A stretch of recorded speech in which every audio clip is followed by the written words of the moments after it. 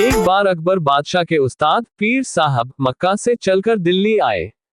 रास्ता न जानने की वजह से उन्हें बड़ी मुश्किलों का सामना करना पड़ा था। अकबर बादशाह ने उनकी बड़ी आवभगत की।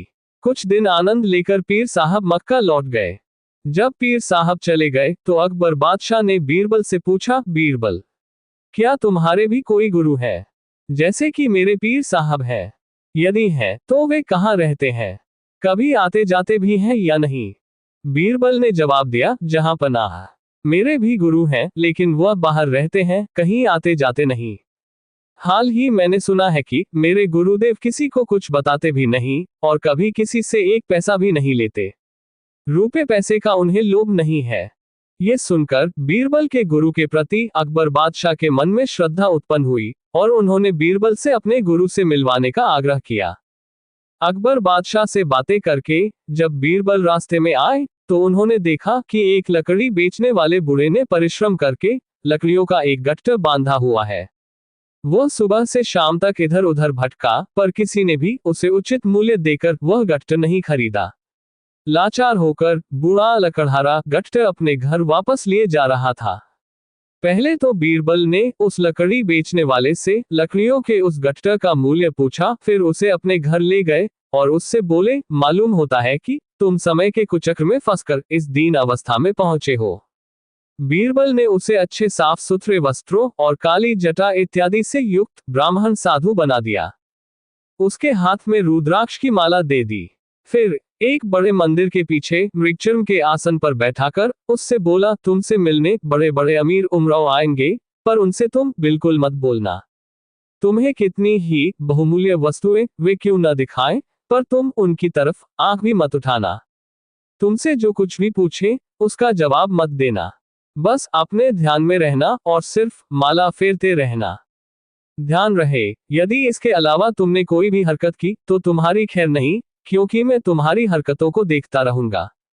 बूढ़े लकड़हारे ने बीरबल की बातों को स्वीकार कर लिया। जब बीरबल को यकीन हो गया कि वह भली भांति स्वांग कर सकता है, तब वह अकबर बादशाह के पास दरबार में गए। दरबार में उस समय सभी दरबारी उपस्थित थे।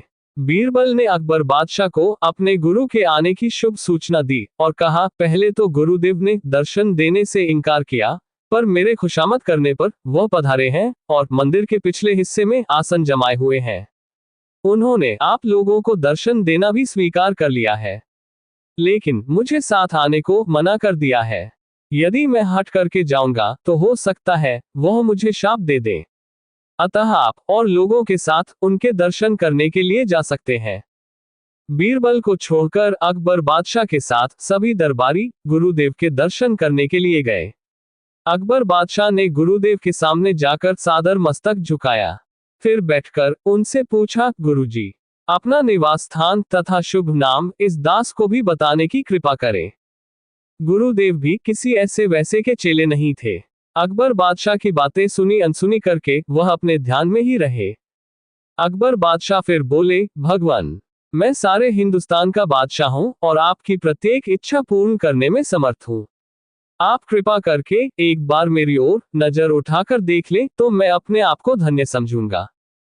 इस पर भी जब गुरुदेव ने ध्यान नहीं दिया तो अकबर बादशाह ने 10,000 रुपए मूल्य का कड़ा, जिसे वह स्वयं पहने हुए थे, हाथ से उतारकर गुरुदेव के चरणों में ये सोचकर रख दिया कि लालच में शायद कुछ आशीर्वाद देकर इस बहुमूल्य कड़े को स्वीकार कर ले।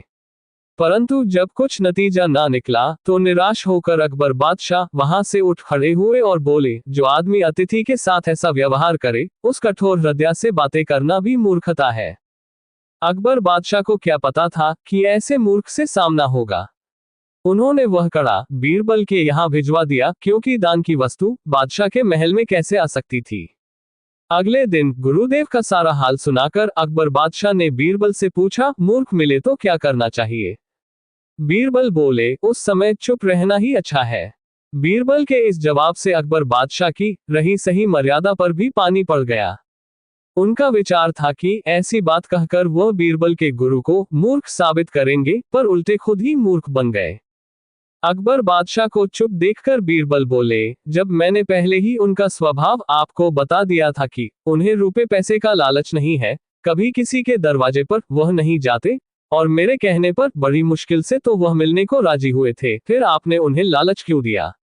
आपने अपशब्द कहकर गुरु का अपमान किया है। आपको धन दौलत का घमंड है, इसलिए वह आपसे नहीं बोले। बीरबल की बात सुनकर अकबर बहुत लज्जित हुए।